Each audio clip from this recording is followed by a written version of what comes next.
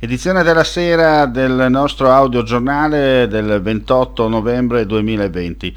Il GIP del Tribunale di Pordenone ha convalidato l'arresto per Giuseppe Forciniti, l'infermiere di 33 anni che nella notte tra mercoledì e giovedì ha ucciso la compagna, Aurelia Laurenti, di un anno più giovane. L'uomo dunque resterà in carcere. Per il giudice permangono gravi indizi, così come il racconto dell'indagato è tutto da chiarire.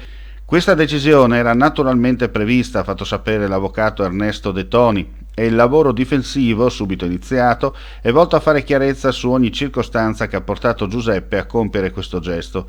Il mio assistito in carcere sta parlando con la psicologa e il sacerdote sta iniziando a recuperare un po' di lucidità. La coppia ha avuto 2 figli di 8 e 3 anni.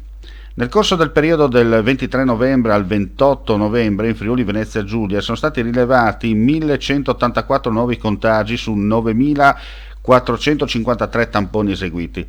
A questi casi si aggiungono altre 248 positività pregresse registrate da laboratori privati nel periodo che va dal 1 ottobre al 22 novembre. La particolare comunicazione della messa a sistema odierna dei dati riflette la manovra di integrazione dei flussi provenienti dai laboratori privati. Lo ha riferito al vicegovernatore del Friuli Venezia Giulia Riccardo Riccardi.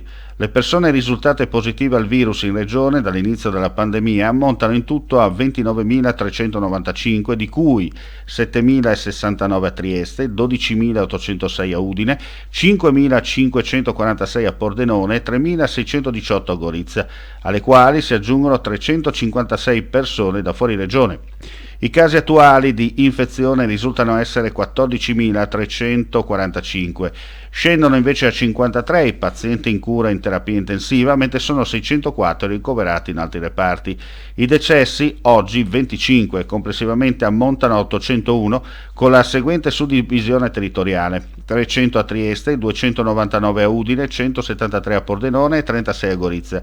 I totalmente guariti sono 14.249, i clinicamente guariti 349, le persone in isolamento 13.339. Luca Carocci, vicario del questore di Udine, è stato promosso dirigente superiore della Polizia di Stato e dal 1 dicembre assumerà la dirigenza del compartimento della Polfer di Trieste. Carocci ha iniziato la sua carriera nella Polizia di Stato nel 1990, proprio al compartimento della Polizia Postale di Trieste, per poi essere trasferito nel 1994 alla Questura Giuliana, dove ha ricoperto l'incarico di dirigente dell'UPGSP per 2 anni dei commissariati distaccati di Muggia e Duino Aurisina e successivamente della Digos Triestina per oltre 15 anni. Dal 22 luglio 2016 a oggi ha ricoperto l'incarico di vicario del questore di Udine, al fianco dapprima del questore Cracovia e poi di Bernardin, in un periodo storico che ha visto la provincia di Udine teatro di impegnative sfide nel campo dell'ordine e della sicurezza pubblica.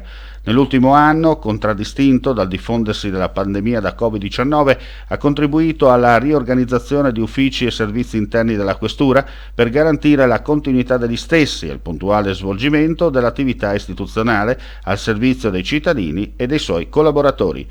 Chiudiamo qui la pagina serale del nostro audiogiornale, vi diamo appuntamento poco dopo la mezzanotte per il riepilogo della giornata. Grazie a tutti e buonasera.